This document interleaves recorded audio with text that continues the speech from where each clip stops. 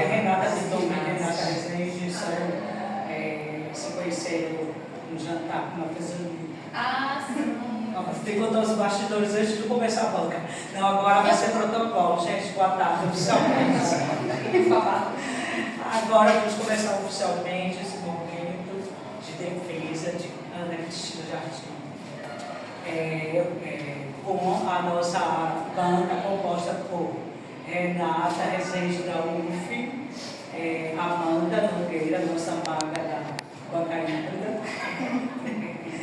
e Renata Reale, que é a co-orientadora do trabalho de Ana Cristina Jardim.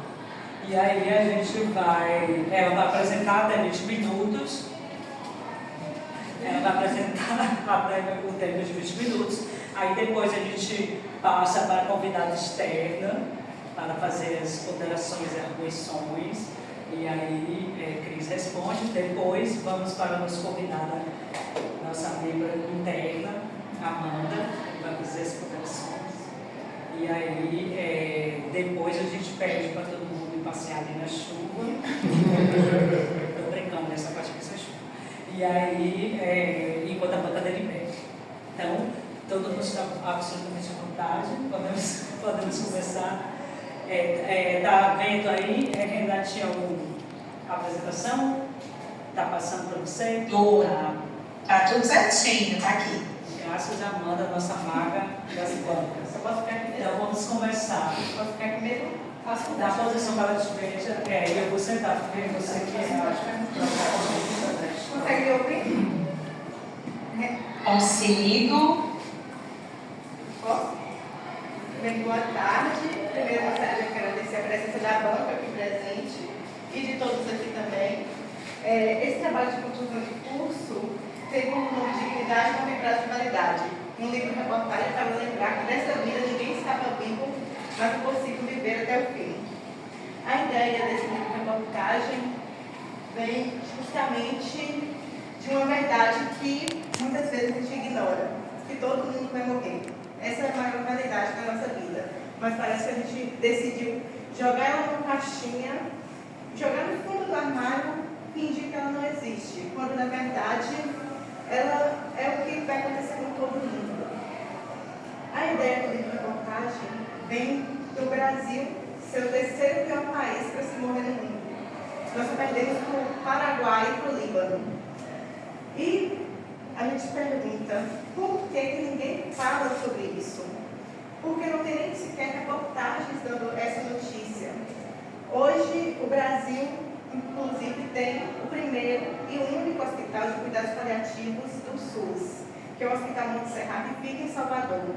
Mas não tivemos nem matéria sobre isso. A única matéria de repercussão nacional que tivemos aconteceu pela BBC e deu um estereótipo para o hospital de Hospital das Despedidas, quando na verdade o Monte Serra é muito mais do que um hospital de despedidas, é um hospital que fala sobre vida.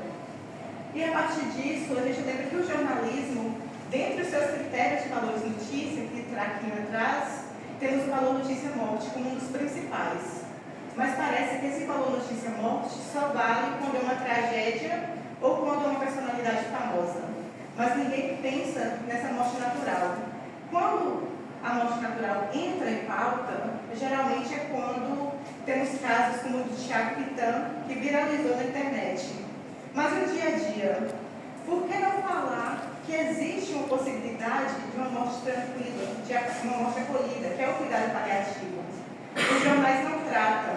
Isso aqui não é exclusivo dos jornais da Bahia, mas todo o Brasil. Durante esse trabalho, eu achei poucos jornais, poucos textos, inclusive textos acadêmicos, falando sobre o assunto.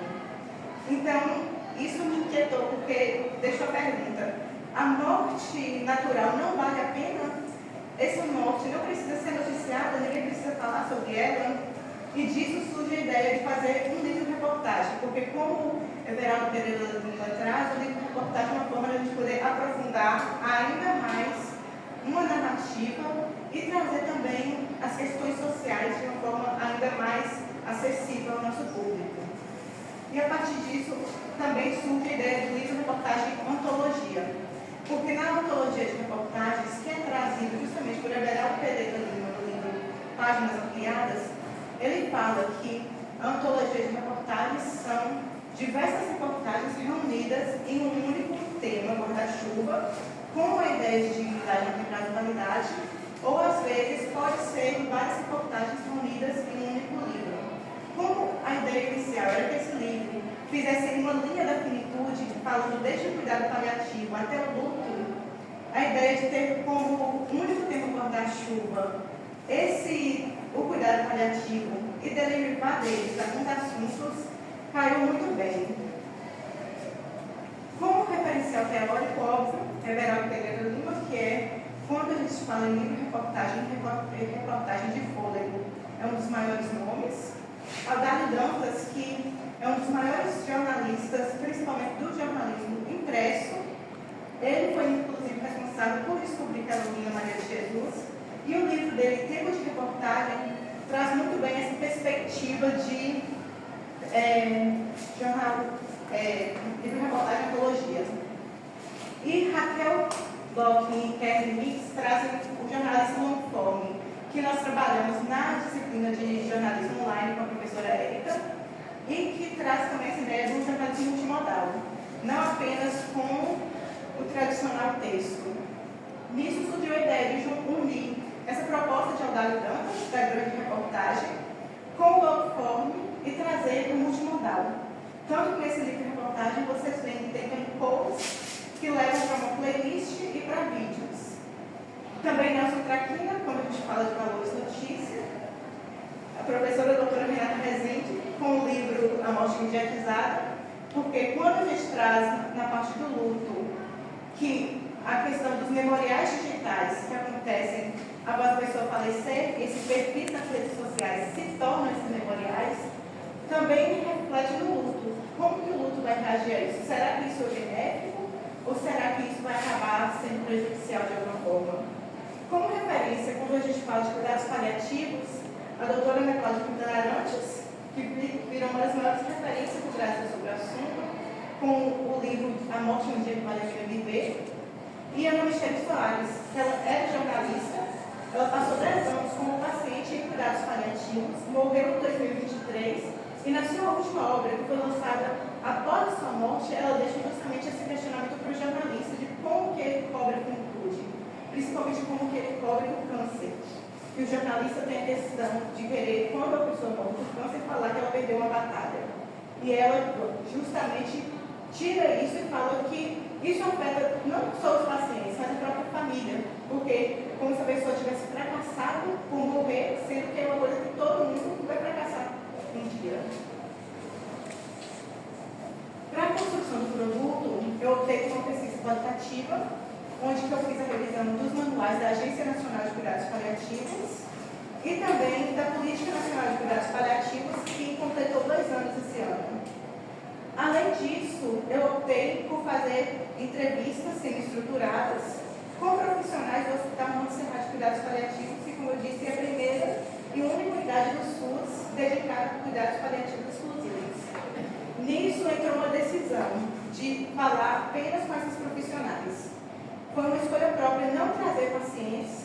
Eu convivi com os pacientes, conheci histórias, mas a partir do momento que a doutora Carolina Colônia, que foi uma das pessoas que idealizou o hospital, falou que a média entre a entrada e a saída, no caso a morte dos pacientes, na maioria das vezes, é de 7 a 9 dias, eu optei por não trazer isso, porque as famílias já estavam fragilizadas e eu não me senti no direito de, no meio de um momento de fragilidade, querer ouvir eles contando, querer ficar perguntando para eles sobre a história, sobre aquele momento. Tendo isso, as entrevistadas foram a doutora Iane Morim, que é diretora médica do hospital, a doutora Patrícia Cerqueira, que coordena o serviço de pediatria, Paloma Passos, que coordena a enfermagem, Maria Zélia Correia, que é responsável pelo serviço de psicologia, e a doutora Carolina Colônia, que foi uma das idealizadoras do Monte Serrat, e também foi uma das mestres, das responsáveis pela frente paliativista, que foi até o Congresso pedir pela Política Nacional de Cuidados Paliativos. A escolha da linguagem visual da capa, a capa foi feita pelo artista Gabriel Grave, e a escolha da borboleta é justamente porque as borboletas são símbolo do cuidado paliativo. E o casulo é justamente essa libertação da alma, do corpo depois da morte. A escolha das rosas foi uma escolha pessoal minha, porque é uma forma de homenagear minha avó e também todos que, assim como ela, morreram sem conhecer, sem ter a informação do cuidado paliativo. Já o título Dignidade não tem prazo de validade vem da ideia de que nós passamos a vida inteira lutando por dignidade, por ter um trabalho digno, uma moradia digna, porque no final da nossa vida essa dignidade acaba e nós somos reduzidos apenas a uma doença quando a gente tem uma história toda por trás. O subtítulo para a vida, um livro fantástico para lembrar que nessa vida ninguém escapa vivo, vem daquela provocação que eu fiz no início, que todo mundo vai morrer. Isso aí não se preocupa, é que ninguém fracassa. E nisso, se ninguém vai escapar vivo, mas existe a possibilidade de a gente viver até o fim. Porque enquanto há um suspiro, existe vida para ser vivida. E foi isso que eu aprendi muito no Mundo Cerrado. O produto final se deu em um livro com 4 capítulos, além do epílogo e do prólogo. Cada capítulo faz esse percurso da finitude. O primeiro capítulo, A Vida por Inteiro, vai apresentar ao leitor o cuidado paliativo, trazer a essência original do cuidado, que vem de padre, que é um manto de proteção. Então, o cuidado paliativo é um manto de proteção para o paciente e para a família, inclusive. Nesse capítulo também a gente vai apresentar as nossas fontes e personagens. O segundo capítulo, O Altar do Mar, é o momento que a gente vai apresentar ao público o Hospital Montserrat, o antigo Couto Maia, que foi escolhido para ser o Montserrat, justamente por seu simbolismo. O hospital que era dos excluídos por conta das doenças infecto-contagiosas, hoje abriga um hospital falando sobre morte, que é um tema que o pessoal quer esconder, e o Montserrat vem para desmistificar e mostrar que isso pode ser maravilhoso de se viver. O terceiro capítulo, O Altar das Borboletas, vem trazendo o cuidado paliativo pediátrico. O Montserrat é o único hospital que une cuidado paliativo pediátrico e adulto em um mesmo ambiente. Ele tem 7 leitos infantis. Infelizmente, esses leitos acabam não sendo tão utilizados porque existe um preconceito sobre o assunto cuidado paliativo, porque muitos entendem que criança não sofre quando ela, na verdade, precisa desse acolhimento. O quarto capítulo, O Amor que Fica, a gente já chega ao final do percurso, que é o luto. A gente vai falar do luto antecipatório, mas também do luto das pessoas que ficam depois que a pessoa morre. E nisso, vamos trazer o luto na era digital, que é justamente falar desses memoriais depois da morte das pessoas, desses memoriais digitais que ficam nas redes sociais. Além disso, cada capítulo tem uma crônica de abertura, que nessas crônicas eu trago o meu olhar através daquele capítulo. Como eu falei, a gente tem elementos multimídia, temos os QR Codes, que um vai levar uma playlist escolhida justamente com músicas que representam o Montserrat e os cuidados paliativos, tanto na minha visão, como na visão das entrevistadas. Também temos 2 QR Codes que foram uma ideia de levar um pouquinho do que se vive dentro do Montserrat. Então, esses QR Codes vão mostrar o pôr do sol no Montserrat, a festa de São João que teve no hospital, e fotografias, tanto feitas por mim, como essa que está no slide, e fotografias também cedidas pela própria equipe do hospital. Por fim, as considerações finais. Esse livro de reportagem foi uma forma de colocar em prática tudo que eu aprendi na faculdade durante todos esses anos, mas também de mostrar como a importância do jornalismo para a democratização da informação, a importância da gente poder escrever e divulgar assuntos como cuidado paliativo. Porque em um cenário que a morte é um tabu, falar dela é uma necessidade urgente. porque, como eu disse, o Brasil é o terceiro pior país para se morrer no mundo. Então, a gente precisa falar, a gente precisa dar visibilidade. Falar que existem políticas públicas para isso. Existe uma política nacional dos cuidados paliativos que garante o acesso gratuito para o SUS. E isso é muito o nosso trabalho como jornalista, porque nós somos a ponte entre a informação e o nosso público. E a partir disso, eu quis trazer uma frase de Cícera Salles, que é conhecida como uma das pioneiras do cuidado paliativo no movimento hospice, que ela fala que o sofrimento humano só é intolerável quando ninguém cuida. E esse cuidado não é só do profissional de saúde. Nós, jornalistas, também temos esse dever de cuidar e de levar a informação, porque a informação também é cuidado. Quando chega a informação de que existe cuidado paliativo, de que existe a possibilidade da pessoa ser acolhida, não sofrer com dor, com falta de ar, com sofrimento espiritual, porque o cuidado paliativo também acolhe o sofrimento espiritual, é uma forma de lembrar que o jornalismo está cuidando dessa pessoa, está levando para ela uma possibilidade que talvez ela não conheça, por estar no interior, que essa informação não vai chegar. Com isso, eu encerro e agradeço.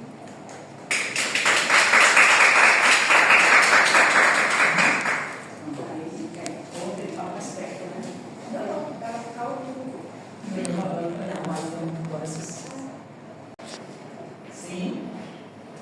Bom, então, primeiramente, eu gostaria de agradecer o convite da Ana Cristina, da Érica, da Renata, minha xará, da Amanda, né? Dizer que é uma alegria estar com vocês, aos convidados que estão aí, familiares, amigos e família.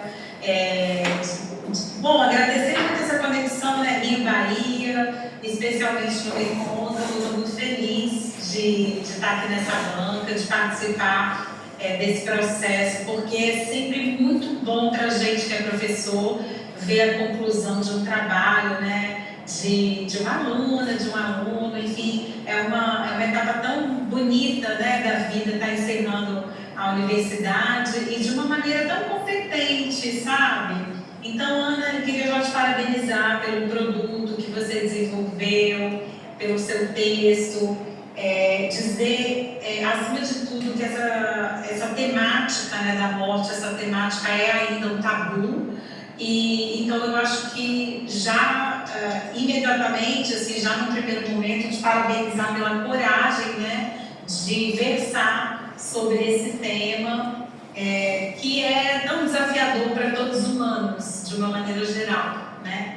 Eu preparei um textinho aqui, então para não me alongar muito, para não falar muito, eu fiz uma síntese aqui no texto e depois eu vou te colocar algumas perguntas, apenas assim para você assim, compartilhar um pouquinho mais do processo do trabalho, tá? Bom, então, como eu já falei, né, eu acho muito importante, é uma proposta consistente, sensível e socialmente relevante, né, na maneira como você aborda, especialmente a questão dos cuidados paliativos, que eu sou totalmente de acordo com você, é tão pouco falado. Enfim, a gente não tem uma dimensão na nossa vida cotidiana, mesmo pela mídia. Então eu acho que nesse sentido um trabalho muito original, ainda mais sendo um trabalho de TCC, né? Ou seja, ainda na graduação, você falar sobre um tema, enfim, tão sensível.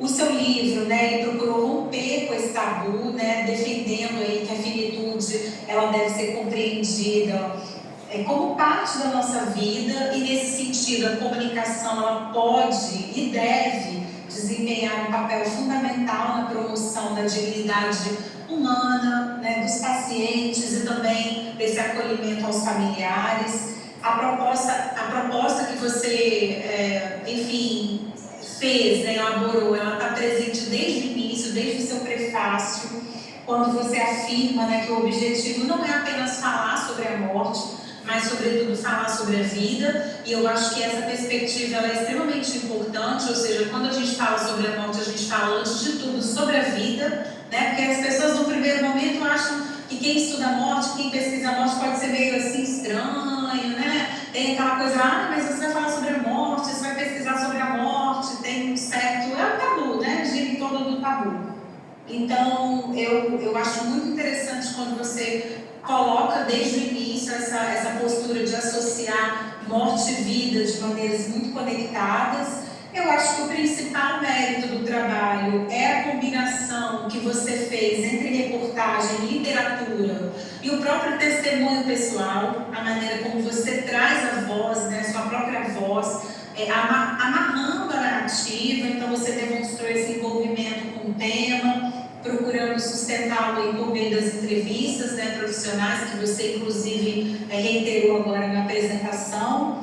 E dessa forma você oferece ao leitor uma compreensão mais ampla da temática. Então no seu texto ele apresenta essa preocupação em associar, né, os cuidados paliativos, mas também explicar a questão do abandono terapêutico, o aspecto da própria maneira como você fez essa organização narrativa, né? Então essa divisão dos capítulos, né, que vai permitindo a gente de uma maneira gradual a entender os fundamentos de como que se daria, né, o que são, na verdade, os cuidados paliativos. Depois você introduz o hospital, né, como seu estudo de caso, que você também reitera agora na apresentação. E por fim você aborda a questão do luto, que eu acho imprescindível, né, porque é difícil não haver essa conexão. Então eu achei que foi uma escolha muito assertiva você finalizar, né, o capítulo 4 com a questão do luto e a maneira como essa estrutura favoreceu a compreensão da gente como leitor mesmo, assim. Então eu não só me coloquei como avaliadora, mas no primeiro momento eu li o seu trabalho de uma maneira, enfim, como uma leitura comum, sabe? Eu tentei fazer esse exercício como uma leitura comum e depois fazer o exercício, digamos assim, mais avaliativo, tá? Então eu achei a linguagem um diferencial interessante, né, na medida que você junta essa tríade ali, grande reportagem, literatura e o testemunho. Então achei bastante interessante, e acho que em determinados momentos até essa emoção, né, a sua emoção aflora em determinados pontos ali do seu texto, né? Acho que o livro fundamenta, né, adequadamente os cuidados paliativos na perspectiva da saúde. E aí também tem algumas passagens, né, que você apresentam posicionamentos bastante afirmativos, né? Ou seja, você se coloca bastante, o que eu acho também importante na medida que você escolheu essa costura narrativa, tá? Então, no conjunto, eu achei que se trata de um produto editorial de uma qualidade bastante significativa e elevada, com potencial para alcançar não apenas a comunidade acadêmica, né? Então não apenas os seus pares, mas também os profissionais de saúde, os estudantes, os familiares dos pacientes e a comunidade em geral, por que não, né? Então eu achei que o produto ele tem o rigor da apuração, ele traz a sensibilidade narrativa, ele traz o compromisso social e ele contribui para ampliar o debate público sobre os cuidados paliativos e a dignidade aí no fim da vida, tá? Então, te parabenizar por esse percurso e agora fazer algumas pequenas questões, né, de curiosidade também, enfim, para você contar um pouco do processo. Bom, a primeira questão é, em diversos momentos, né, a narrativa assume esse tom autobiográfico, que realmente que foi uma escolha sua. Eu tenho uma curiosidade de entender se você, quando você começou a pensar no projeto, se você já definiu isso desde o início, como é que foi isso e como que você estabeleceu esse limite, como que você pensou os limites entre essa experiência pessoal e a chamada, entre aspas, muitas aspas aqui, objetividade jornalística, né? Que a gente sabe que é uma questão, digamos assim, no mínimo complexa. Não que eu acredite, tá, gente? Eu não acredito em objetividade jornalística, que fique claro. Mas, de uma maneira geral, a gente tem as regras do jornalismo, então eu queria entender assim, como que você estabeleceu, né, esse limite entre a autobiografia e a objetividade jornalística. A segunda questão, eu espero, você prefere a gente fazer um ping-pong ou você já quer responder logo e depois eu passo para a próxima? Prefere? Eu acho melhor um ping-pong porque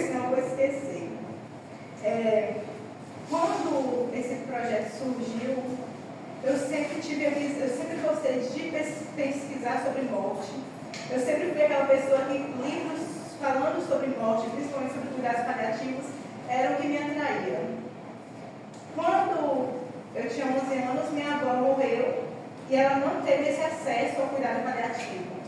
E a partir desse momento, quando eu conheci os cuidados paliativos e eu vi que essa era uma opção que ela poderia ter recebido, eu falei, eu quero divulgar, eu quero que os outros saibam que o que eu não tive a chance de me despedir, os outros vão ter de alguma forma. E em relação, ao mesmo tempo que eu estava próxima do tema, eu sabia que eu não poderia trazer só a minha visão. Eu não poderia dizer, os cuidados paliativos são maravilhosos, só porque eu li e eu acho. Essa objetividade eu tentei trazer justamente nas entrevistas. Cada entrevistado tinha sua versão, todos são apaixonados pelos cuidados paliativos, pelo que fazem, mas eles mesmos têm essa visão dentro até da área da saúde. Teve um momento que eu trago uma fala de Paloma, que ela fala que o cuidado paliativo ainda não é ensinado nas faculdades. Então, eu tentei trazer essa objetividade, colocando esse limite do que é meu olhar pessoal e o que as fontes vão trazer para mostrar o que é a realidade, porque as fontes que estão vivendo ali no dia a dia. Eu só estou trazendo esse olhar de fora da pessoa que tem o sentimento e essa vontade de divulgar. Muito obrigada, Ana. Tenho só mais duas perguntas, tá? Você enfatizou, né, você deixou muito claro, inclusive na sua apresentação, mas também em várias passagens do livro e também do memorial, o Hospital Montserrat, né, como uma experiência de referência. Você considera importante, em trabalhos futuros, pensar em outras experiências em relação a outros hospitais? Você falou que realmente, né, no Brasil é a grande referência que a gente tem. Não sei se você chegou a investigar a maneira como isso acontece em outros ambientes hospitalares, como que foi esse processo específico. Queria saber um pouquinho mais de detalhes. Assim, durante a minha visita no Montserrat, Paloma me trouxe até a informação de que os outros hospitais estaduais da Bahia têm alguns serviços de cuidados paliativos, os hospitais privados também, inclusive a Clínica Flores é uma das referências. E em algum momento eu realmente pretendia falar também, chegar nesses locais, mas o foco sempre foi o Montserrat por ele ser esse pioneiro. Mas realmente, em algum momento eu quero realmente poder me aprofundar, porque existem esses outros hospitais que, como algumas das entrevistadas me trouxeram, esses hospitais, eles têm o serviço, só que muitas vezes são profissionais que não têm a formação em cuidado paliativo, mas estão lá para fazer os cuidados. Então a ideia é, em algum momento, me aprofundar, principalmente na Clínica Flores, que é a referência principal quando a gente fala em unidade privada. Obrigada. Essa curiosidade que eu tive, né, na hora da questão da escolha. É claro que a gente sabe que até porque o trabalho de conclusão de curso, você precisa fazer um recorte, né? Você não daria conta de fazer uma coisa também muito grande, até porque o livro reportagem já está bastante consistente, né? Você já fez uma questão bastante consistente, mas era uma dúvida para pensar futuros, né? Eu gostei tanto do livro que eu acho que eu te incentivo a continuar, inclusive. Uma parte que eu tinha até anotado, que eu esqueci de deixar no meu texto, né, no texto que eu tinha feito previamente, mas que eu anotei aqui durante a apresentação, foi a questão do projeto gráfico, né, que você realizou a partir da capa. Eu gostei muito a ideia das borboletas, né, do casulo, a ideia também que você traz das crônicas de abertura. Eu acho que a maneira como você estruturou, né, junto com a sua orientadora e com a sua co-orientadora, eu acho que foi uma forma muito feliz, assim, de a presença dos conteúdos multimídias. Eu lembro que, num primeiro momento, eu até liguei a playlist para tentar, né, fazer essa experiência que você propõe, contemporâneo, que é uma experiência imersiva, e é muito contemporâneo isso, né? Ou seja, de você pensar essa experiência do livro, que é uma mídia tão antiga, e trazer esses elementos com os QR Codes, né? Com a playlist, com as fotografias. Então, achei que valorizou bastante o seu trabalho. Então, por fim, na verdade, é uma pergunta que você acabou respondendo um pouco agora, a partir da questão do hospital, mas seria como você pretende dar continuidade ao seu trabalho agora, quais são os seus planos agora para depois que você se formar. Queria ouvir um pouquinho de você, Ana, assim, o que você pensa de agora jornalista, quais são os planos da Ana? Acho que o meu plano principalmente é conseguir publicar esse livro, mas continuar no trabalho na comunicação e saúde, principalmente para divulgar os cuidados paliativos. Porque em uma sociedade que a gente não quer falar de morte e em que pouco se fala de cuidado paliativo, se tiver pelo menos um jornalista que queira falar e esteja disposto, eu acho que já faz toda a diferença. Obrigada. E espero que você continue, incentivo para que você continue. Estou muito feliz de estar participando aqui da sua banca mais uma vez. Fiquei feliz de você usar meu trabalho também como referência. Eu sempre fico feliz quando tem esse feedback, né, de que alguém encontra o nosso trabalho de alguma maneira, né, atravessado aí por alguém. E eu acho que é isso aí. Se um jornalista, gostei dessa sua resposta, se um jornalista, se uma pessoa, né, for tocado por esse tema, a gente já consegue plantar alguma sementinha aí para a gente falar sobre isso. Obrigada e parabéns mais uma vez pelo seu trabalho, pelo trabalho das suas orientadoras, e mais uma vez um prazer estar aqui com vocês. Eu que agradeço, muito obrigada. Gratidão, Renata, pelas contribuições e participação. Vamos ouvir a nossa professora, doutora, a Wanda Nogueira, que aceitou prontamente quando eu falei sobre o tema, né? Sim. E às vezes a gente convida a pessoa para vir assim, não gosta muito do tema, e acha árduo, mas ela aceitou prontamente, que ela gosta de Desafios. isso. Então, assim, primeiro, né, claro, agradecer, né, o convite, agradecer a discente, né, aqui a Ana Cristina, por ter confiado nas suas orientadoras para me convidar, que nós não nos conhecíamos, né? Embora eu seja professora aqui da FRB nesse último ano, nós não passamos por uma disciplina juntas, justamente porque você já estava nesse processo de saída, né? E eu estava como professora agora do terceiro, quarto semestre. Então, assim, eu agradeço muito. E eu fico muito feliz pelo convite, porque o livro é muito bonito, né? Assim, para além da boniteza do livro, ele é muito bem organizado, ele é muito bem discutido, né? Você vê pela leitura o quanto o trabalho foi muito árduo, não somente metodologicamente, né? As entrevistas, mas também pelo tema, porque discutir sobre esse tema não é fácil, né? E é algo, por exemplo, que você cita algumas vezes, que nós jornalistas deveríamos falar mais sobre o tema, mas não é fácil. É um tema que exige atenção, cuidado, existe uma compreensão maior sobre o tema para daí os jornalistas terem essa propriedade para falar de forma mais adequada sobre ele, né? E aí ver uma estudante se formando, virando jornalista sobre um tema tão delicado e falando dessa forma, me ajuda a crer que, posteriormente, novos jornalistas falarão sobre temas difíceis de forma delicada também, né?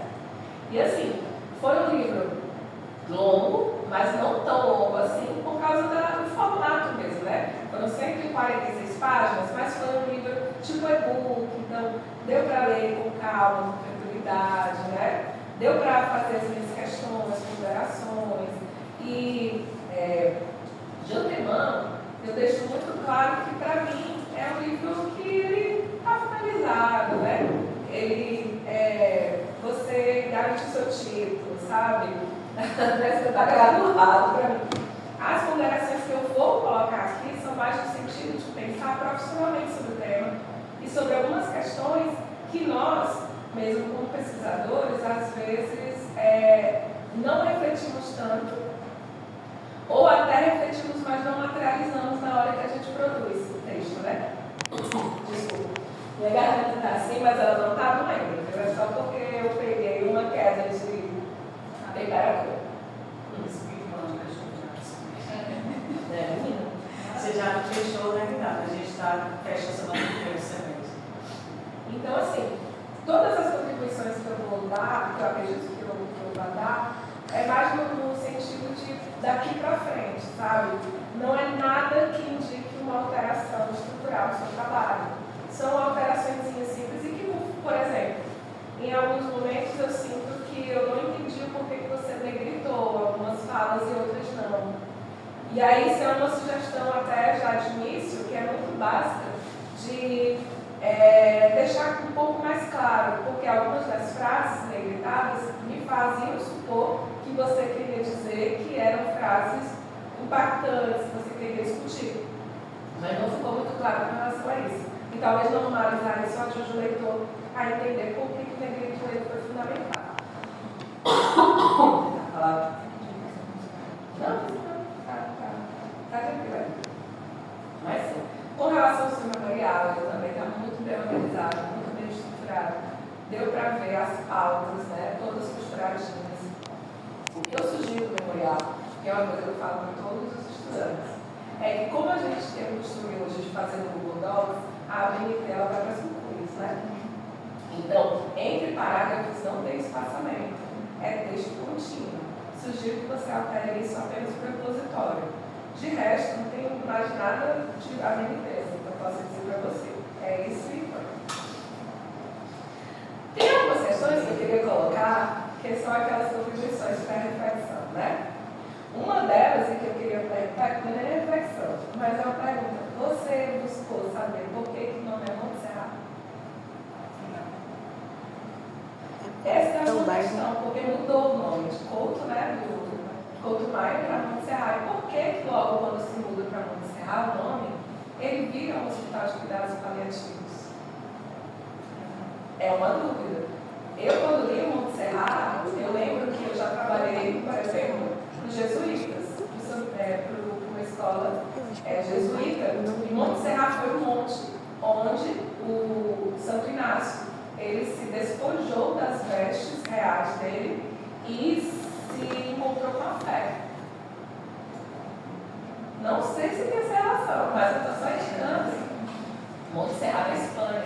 Ele sobe um monte e ele encontra lá a palavra de Jesus, que ele passou um tempo, levou uma bala de canhão, né, quebrou a perna, depois passou muito tempo em cima de uma cama, prostrado, se recuperando, leu muito a Bíblia, ou as histórias de vida dos santos. E aí, quando ele terminou tudo isso, ele foi em peregrinação, com a perna castigando, subiu um monte, lá ele se encontrou com a fé dele. E aí, depois, ele professou a fé de diferentes formas. Primeiro copiando os santos, depois vendo que não adiantava copiar. Mas, assim, talvez o nome também direcione, sabe, para o cuidado paliativo, para esse encontrar um outro momento. Né, para além da fé, mas encontrar um outro momento de revelação que possa também estar no seu trabalho, quem sabe, né? E aí, assim, tem algumas coisinhas que eu acho que isso é bom para a gente se atentar, que são sobre as generalizações.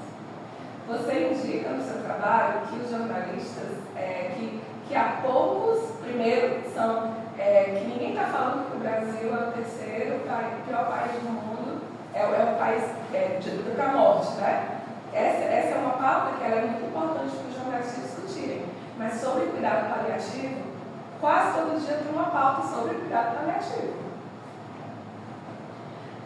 Sempre tem alguma falando o que é o cuidado paliativo, se aquele hospital está fazendo, se aquele não.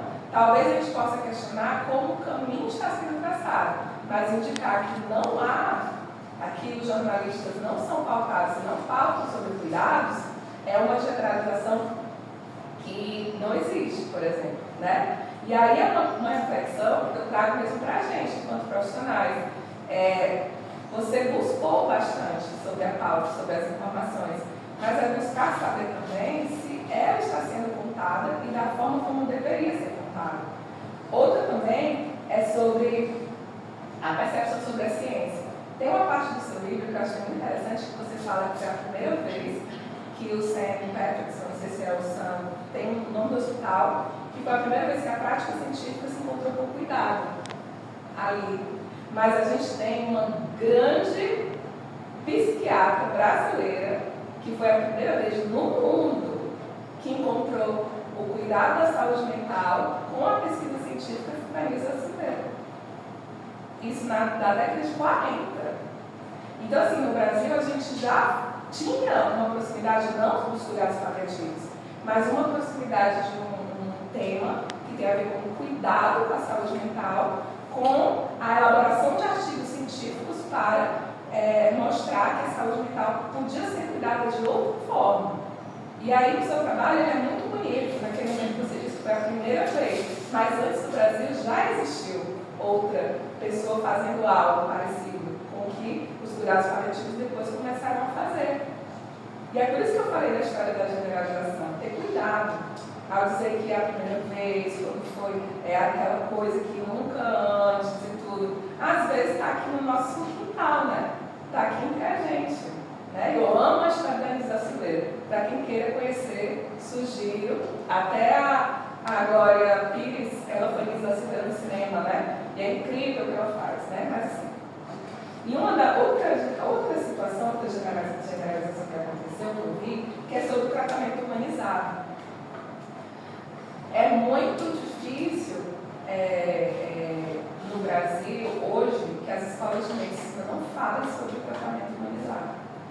É diferente o tratamento humanizado de ter uma disciplina específica sobre cuidados paliativos, claro, mas os cuidados paliativos eles são muito recentes. Já a discussão sobre tratamento humanizado e tanatologia existe há muito tempo no Brasil. E aí eu fiquei me perguntando também, porque isso foi até o lacre que a minha irmã deu em mim um dia. Porque eu cheguei para ela, que era fisioterapeuta. Cecília, porque a saúde não pensa de forma humanizada as pessoas e tudo. Cecília, você está vendo isso aonde, Amanda? Isso em 2005. Por que não pensa humanizada as pessoas, Amanda? Eu tenho 5 disciplinas de tratamento humanizado em fisioterapia. Em medicina, do mesmo jeito, tem muito. Então, a questão não é que não há. A questão é a forma como é colocado. Entende? A discussão, porque aí aqui em alguns momentos, quando diz que não há, que é difícil, que não tem, talvez não é que não há, mas é como isso está sendo trabalhado dentro da academia, entre profissionais jornalistas, nas matérias que são colocadas, por isso que eu evitaria um pouco essas generalizações na nossa vida, tá certo? É algo para ter mostrado, né? Tem uma coisa no trabalho também, que eu senti um pouco de falta, mas isso é minha, tá? Não tem a ver com o trabalho, quanto ele é importante, tudo como ele foi feito. É que eu senti falta da discussão sobre essa materialidade do cuidado paliativo, como ele de fato deve acontecer. Porque o cuidado paliativo isso, o cuidado paliativo aquilo, as pessoas isso, as pessoas aquilo, mas o que é? Sabe o que é? Como se demonstra essa humanização na prática, tá? Você fala muitas vezes, né? Como lá no espaço do viver, levar a marca até lá, levar tal coisa que as pessoas elas isso, as pessoas elas aquilo. Dá para entender o processo, mas eu não tenho direito a essa materialidade a partir da fala das suas entrevistadas, sabe? E eu fiquei em dúvida. Não é que talvez o seu livro exija isso, mas eu fiquei em dúvida sobre como isso se processa dentro do hospital. Talvez no memorial não deve se esclarecer isso em termos até teóricos, não sei. Eu não sei, porque na verdade, se as próprias entrevistadas elas tiverem falado sobre as etapas desse processo, talvez isso possa constar, porque isso depende muito da forma como elas contaram sobre o processo. Então é uma dúvida que eu tive, mas por conta, será que elas falaram? Será que isso é uma forma de esteve na fala delas? Né? Aí tem alguns trechinhos que eu apontei lá no texto, que eu sugeri só uma modificação ou outra. Por exemplo, a página 52, que você coloca que recolheu pessoas. Eu sugeriria que acolheu pessoas. porque a gente recolhe lixo da rua, não recolhe pessoas, né? E aí isso é uma questão até que chega uma outra pergunta, e essa pergunta eu faço para vocês, certo? Para que em algum momento você possa responder para mim, quem sabe. A minha dúvida, basicamente, é por que a escolha, e embora eu saiba, tá, que o Monte Serra, ele é gerenciado pelas irmãs, pela irmã Dulce, né, pela obra social irmã Dulce, por que ligar a espiritualidade ao cuidado paliativo de forma tão forte? Isso foi muito presente justamente nas próprias entrevistas, porque por ela ser, mesmo que o hospital não tem uma capela, ele é o único hospital que não tem uma capela. O espaço do viver era o espaço que seria a capela, e a doutora Caroline, quando chegou e viu, ela mesma falou, não é para colocar uma capela aqui, porque aqui é um espaço que vai acolher todo mundo, independente da religião. Só que ele segue essa essência do dulcismo. Então, essa espiritualidade da irmã Dulce, do amar e servir, está muito presente ali dentro do hospital. Então, quando eu trago até o dulcismo no próprio livro, é muito mais essa visão do amar e servir que a irmã Dulce traz. E é engraçado, assim, interessante isso que você fala também no final, sobre ela falando sobre isso. E aí no início, parece que quando você fala sobre a espiritualidade, aí chega ela para dizer, não, peraí gente, deixa a conta passar a regra, vamos fazer de outra forma, que não é isso. E ótimo, foi isso. Engraçado quando você fala sobre amar e servir, porque o lema do Santo Inácio é em tudo amar e servir. Vai ver essa conexão. Exatamente. Eu só falo isso com graça porque eu fui muito tocada por ele em algum momento, tá? Por isso. E assim, eu coloquei algumas partes do texto que eu amei. Algumas frases que foram muito assim, de destaque, sabe? Por exemplo, na página 14, quando a aposentadoria finalmente chega, o tempo sobe, às vezes o dinheiro também, mas a saúde muitas vezes já pediu demissão. Olha que coisa bonita. Ela escreveu essa sacada. Adorei essa sacada. Coloquei muito mesmo. Eu risquei muitas frases, sabe? E aí, assim, eu também, em algum momento, e é outra pergunta que eu faria, assim, o trabalho está incrível, tem outros apontamentos aqui, mas são apontamentos básicos. E que eu perguntei mais, ó, por exemplo, ó, asterisco, ponto de aspas, ó, coisa, perguntar sobre humanização. Mas tem uma coisa que eu também gostaria de saber de vocês, né, todas. Existem muitas mulheres aqui, e você, em algum momento, você aproxima o cuidado das mulheres, coisa que eu questiono, tá certo? Não vou questionar você porque eu entendi o processo. Não, mas a pergunta vem depois. Certo. Eu questiono, mas isso aí é tranquilo. Mas a minha questão é, por que no trabalho a questão de gênero não aparece? A discussão sobre essa questão de gênero. Porque a gente vê claramente que são maioria mulheres, tem a foto. A maioria daquelas pessoas que estão lá naquela fotinha, todo mundo reunido, são mulheres. São mulheres que estão lá, né, dentro do serviço, do cuidado, no serviço de afeição, né, e de afeto, né. E aí eu fiquei me perguntando se no trabalho discutir um pouco sobre essa questão de gênero para questionar por que são essas mulheres, né, que estão ali e falar desse cuidado no sentido científico, mas também apontando para a sociedade que a gente vive, né? Por que não foi uma opção, se vocês acharam que não era algo que poderia ser contemplado no trabalho? Um ponto que eu percebi quando eu estava em uma das visitas do Monte Serra, e eu até comentei com a assessora que me acompanhava, que todas as líderes dos serviços são mulheres. Não tem só o serviço de limpeza, que são homens como líderes, serviços mais técnicos, mas os serviços de cuidado são mulheres. Em um determinado momento eu até pensei em realmente abordar sobre. Só que eu acabei pensando em colocar esse lugar de cuidado para as mulheres, mas como observar, não é esse lugar que faz bem essa divisão.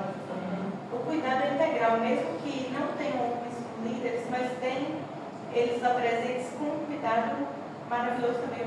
Eu tive esse receio de, ao colocar esse debate de gênero, pudesse interferir de uma forma ali dentro da própria lógica do hospital. Uma preservação da relação entre as pessoas, né? Isso, não, tranquilo. Foi só essa reflexão, essa pergunta que me veio, tá certo?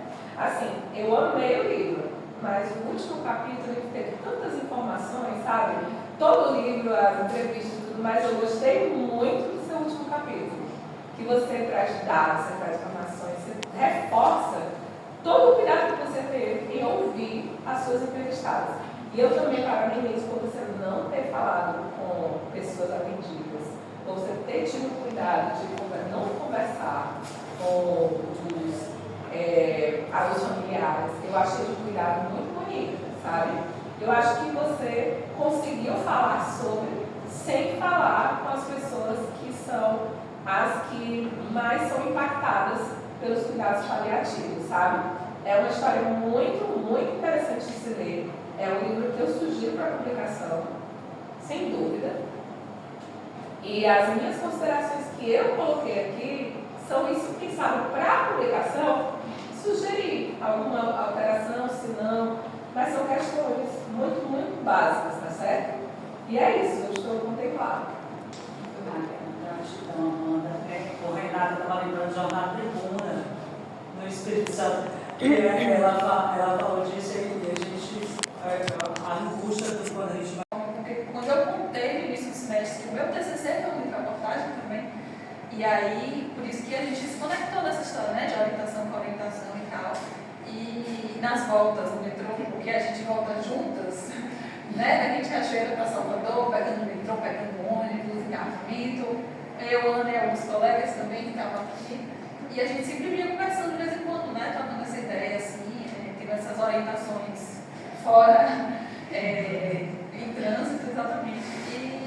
E assim, ela sempre fala muito, de uma forma muito apaixonada do tema em si, né? E os colegas dela sabem, todo mundo conhece, nem só que balança a cabeça, todo mundo sabe dessa paixão que ela tem pela área da saúde, mas essa saúde que passa pelo cuidado, né? E ela até pensou em algum momento, será que eu vou fazer uma graduação, outra e tal, e as colegas dela, eu falo principalmente de Camila, que fala, você é apaixonada por jornalismo, eu não estou entendendo, né? Porque ela tem, de fato, essa vontade de trabalhar com saúde, mas a saúde que é a saúde do cuidado, assim.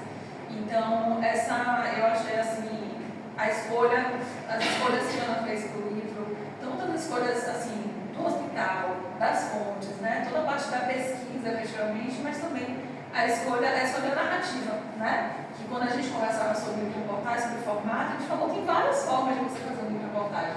Existem várias formas de você contar essa história, né? E tanto é que quando eu mostrei o meu eu falei, a minha escolha foi essa, né? Na situação lá, tem essas 3 irmãs participando desse grupo, a gente resolveu contar a partir da história de vida delas, a história daquele grupo. No caso de Ana, entendi. Então, tem várias maneiras de você escolher os seus personagens, de você contar essas histórias. A professora Amanda, Renata, teve agora uma banca recente também, que ela orientou de um outro reportagem, muito bacana também, que também mostrava uma outra forma de contar essas histórias, né? Justamente sobre morte também, de certa forma, né? Sobre feminicídio, que mostrava justamente essas escolhas, isso que a Ana fez, né? De não falar com obviamente a pessoa enferma que está lá, mas com a família. No caso do orientador de Amanda, a mesma coisa, optou por não falar com os filhos e as mães, né? Que nesse momento esse feminicídio é importante, assim. Então, assim, Ana, eu acho que teve um percurso muito assertivo nesse processo. E muito tranquilo, porque você vai conversar com ela e ela vai na paz dela, entendeu? Porque ninguém fala assim, mas é muito, muito gratificante acompanhar o processo. Eu só tenho que agradecer, né, essa partilha entre nós e ela, e parabenizar você pelo trabalho. Ela fez projeto de comunicação, né? E tinha que desenvolver outro projeto. Ela também desde o início foi filho.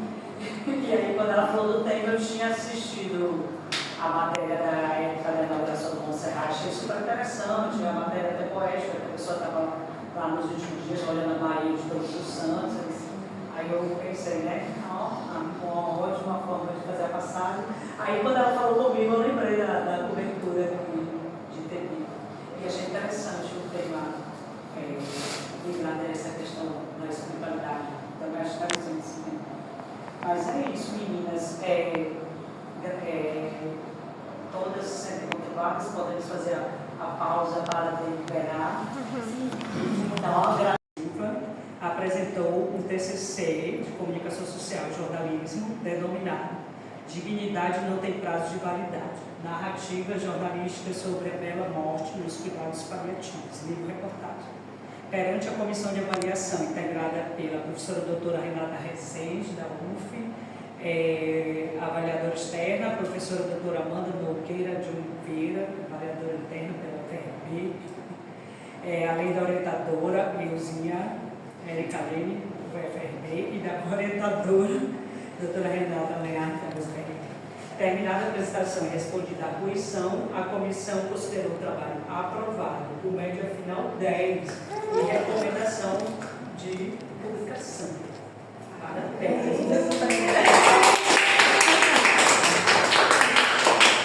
Nem sabia. Parabéns! Obrigada. Beijo, obrigada. Gratidão a todas. Vamos tirar foto da Rapidinho para